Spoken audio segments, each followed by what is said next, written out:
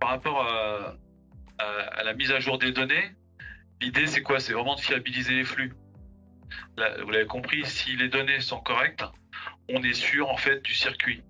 Et les données qui sont correctes, à partir du moment où on a le numéro de sirène, on a le numéro de sirène, on a le numéro de TVA intracommunautaire, et on a également l'information de l'annuaire qui nous dit est-ce que je dois envoyer le flux à un PDP ou est-ce que je dois envoyer le flux au PPF.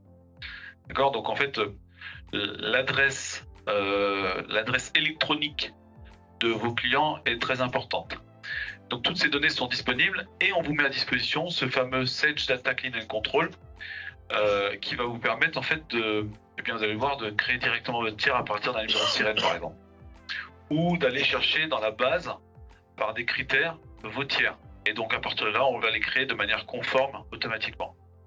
L'idée ici, c'est qu'on va vous lister, quand vous allez passer dans la version facture électronique, on va vous lister tout ce qui doit être vérifié dans votre base de données. D'accord? Donc il y a un certain nombre de sujets, par exemple le compteur de facture, pour ceux qui utilisent la facturation, doit être limité à 20 caractères. Parce que le compteur de facture associé à d'autres éléments va devenir l'identifiant unique d'une facture qui va transiter en fait sur le portail public de facturation. Il faudra que ce critère soit unique, et donc pour qu'il soit unique et qu'il permette de compléter, on doit limiter à 20 caractères. Ensuite, tout le référentiel doit comporter des codes EDI. C'est obligatoire. Ensuite, on va vous aider à identifier si vous avez des numéros de sirène en doublon sur plusieurs tiers, ce qui n'est pas en soi interdit, mais il faut faut vérifier si c'est normal et donc on vous permettra de les identifier, vous indiquerez ou pas si c'est logique d'avoir en fait plusieurs numéros de sirène. Donc par exemple, il y a des clients qui vont démultiplier les nombres de fiches tiers par établissement. Et il y en a d'autres qui vont avoir une fiche tiers avec les établissements dans la fiche tiers. Ensuite, on va vous dire en fait tous les tiers qui sont sans code pays. Et puis le gros du travail, ça va être effectivement les tiers. Où là, on va vérifier le code NIC pour le numéro de sirène, on va vérifier que la catégorie de facture électronique, elle est bien identifiée. Et ça, on vous liste les tiers concernés, mais on va aussi vous aider à les corriger. Parce que l'idée, c'est pas simplement de vous dire, bah voilà, vous avez une charge de travail importante et de vous laisser le faire manuellement. L'idée, c'est de vous accompagner dans le traitement de ces données.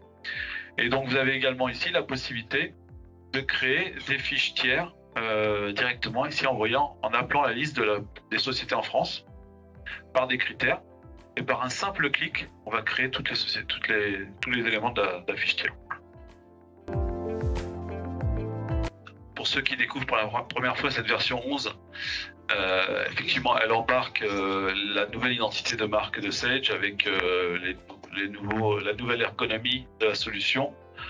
Et on va voir ici, c'est effectivement le Data Clean and Control est donc disponible depuis la version 11.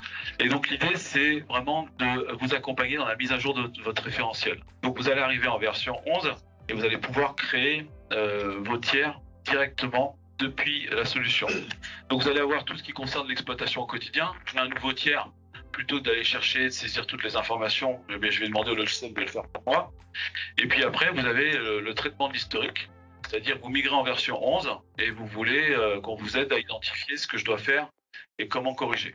Sur la création des tiers, donc là je suis sur une fiche tiers et l'idée c'est de voir comment je peux créer le tiers sans avoir besoin d'aller saisir toutes les informations. Si c'est le bon code SIRET, je vais tabuler et vous allez voir qu'en quelques secondes, il va compléter tous les éléments de la fiche tiers, tout simplement par un appel de la base sirène. Donc si c'est pas le bon, on va le savoir tout de suite. Vous voyez, donc c'est la société Crédit Agricole, d'accord?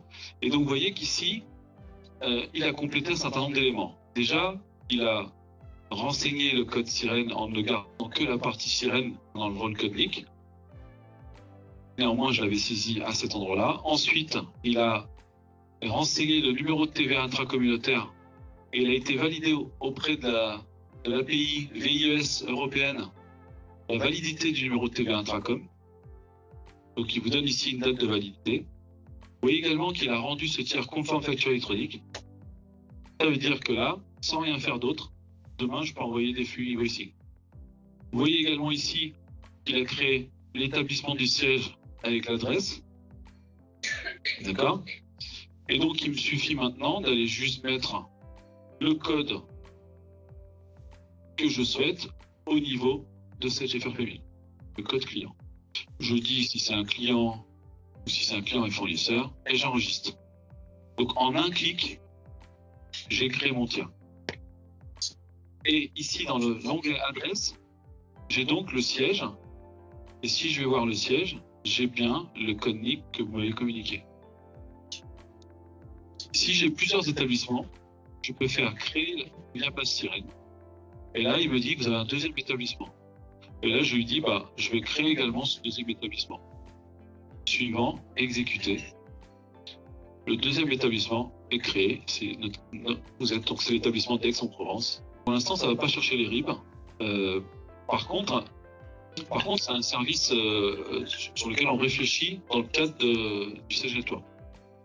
Oui, donc ça, c'est la première possibilité pour créer vos tiers. Deuxième possibilité, eh bien, c'est l'assistant de création, c'est-à-dire que vous ne connaissez pas le numéro de sirène et le numéro de sirette, mais vous connaissez en fait la raison sociale de votre tiers. Donc je vais prendre également Alinéa, qui est donc, je crois, à Aubagne. Et donc ici, tout simplement, il va me chercher tous les clients référencés dans la base INSEE, toutes les sociétés qui ont comme raison sociale quelque chose qui contient Alinéa et qui se trouve à Aubagne. Et donc, je peux également filtrer sur d'autres éléments. Et là, je fais rechercher tout simplement. Et donc, très rapidement, il me dit qu'effectivement, il y a la société Alinéa à Aubagne. Il y a également Alinéa Sourcing. Et là, je peux cliquer ici. Et en faisant suivant, il me donne la liste de tous les établissements d'Alinéa en France. Là, je peux choisir soit de les créer tous, soit d'en créer quelques-uns que je sélectionne. J'en prends quelques-uns au hasard. Je fais suivant, exécuter. Et donc là, il crée le tiers, conforme facture électronique, et il crée tous les établissements correspondants. Voilà. Si je vais maintenant voir le tiers, j'ai donc le tiers conforme facture électronique avec le numéro de sirène, le numéro de TVA intracommunautaire, les adresses qui ont été renseignées. Sur les traitements en masse, on a l'assistant de mise en conformité, où là c'est celui que vous voyez tout à l'heure. L'idée ici c'est de lister tout ce qui n'est pas parfaitement correct dans votre base. Et ça vous pouvez le faire soit globalement sur toute la base, soit vous dire je vais commencer par traiter en filtrant sur les éléments, sur les tiers sur lesquels j'ai travaillé sur cette année par exemple. Donc là ici par exemple, j'actualise et il va me dire tout ce qui ne va pas dans la base. D'accord? Donc il y a un certain nombre d'éléments qui ne sont pas corrects. Le plus gros du travail, il se trouve ici. Et si je clique à cet endroit-là et que j'actualise à nouveau, j'ai donc ici tous les tiers et je vois bien qu'ils ne sont pas corrects puisque je n'ai pas de numéro de sirène. Et à partir de là, par exemple, si je rentre sur le tiers à Caris, j'ai ici une fiche synthétique des éléments liés à la facture électronique. D'accord? Donc c'est une fiche conformité tiers. Et à partir de là, je vais pouvoir corriger ce tiers. Donc là, il manque un certain nombre d'éléments de ce tiers. Je vois que j'ai des adresses, donc globalement, j'ai une activité avec ce tiers. Mais demain, si je veux lui envoyer une facture e-invoicing, ça ne fonctionnera pas. Donc ici, je vais utiliser le bouton Action, qualification tiers. Et j'arrive sur le même écran que tout à l'heure, mais préalimenter des filtres par rapport aux éléments que j'ai déjà dans ma base. Et donc à partir de là, je fais rechercher. Et vous voyez qu'ici, il me présente donc, il a bien trouvé le tiers à Caris. Et dans la base sirène, en fait, j'ai un tiers en activité et un inactif, donc un tiers qui est fermé. Donc il semble que ce soit celui-là. Donc j'ai juste tout simplement à cliquer sur le tiers en question. Il me donne les établissements. Au passage, il me dit qu'il y a un établissement qui existe dans la base sirène, mais qui n'existe pas dans cette GFRP1000, que je pourrais créer dans la foulée. J'ai ici une partie en bas qui me dit voilà ce que j'ai côté cette GFRP1000 Voilà ce que j'ai côté base sirène. Donc là, ça a l'air cohérent. Donc je vais lui dire quand même de corriger pour au moins venir alimenter tous les éléments qu'il me manque, à savoir numéro de sirène, numéro de TVA intracom. Donc là, il a mis à jour les différents éléments. Si je ferme ici, j'ai bien donc le tiers qui a été alimenté de tout ce qui lui manquait comme information pour le rendre conforme facture électronique.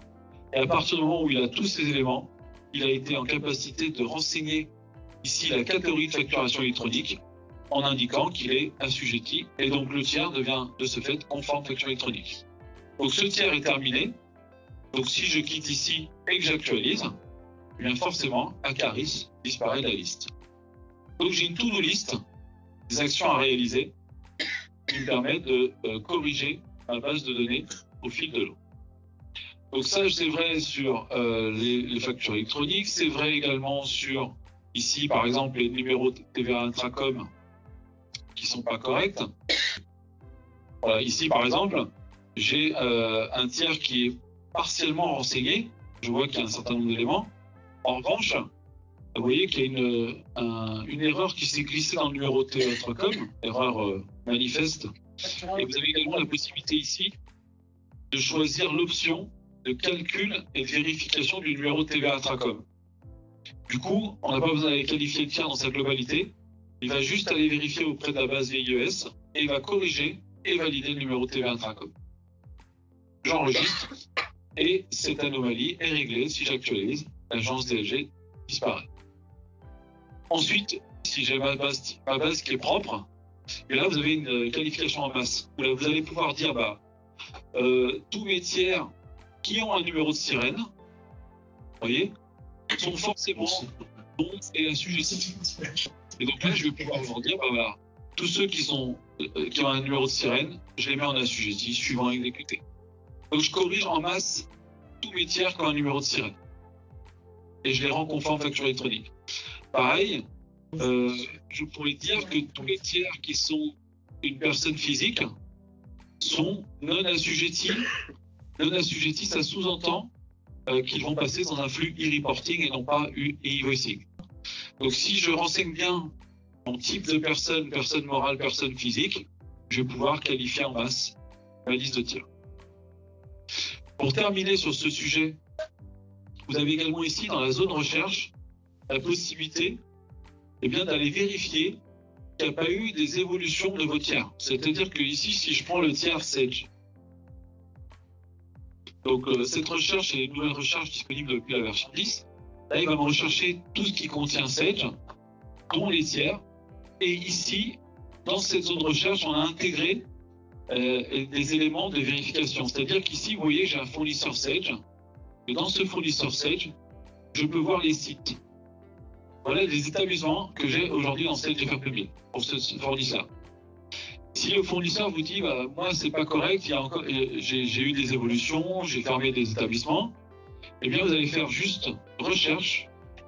Et là, instantanément, il a été vérifié la cohérence de votre base avec la base sirène.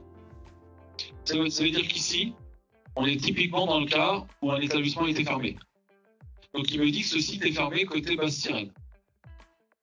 Ici, il me dit qu'il y a un écart sur l'adresse. Je n'ai pas la même adresse entre ce que j'ai dans la solution et ce qu'il y a dans la base sirène.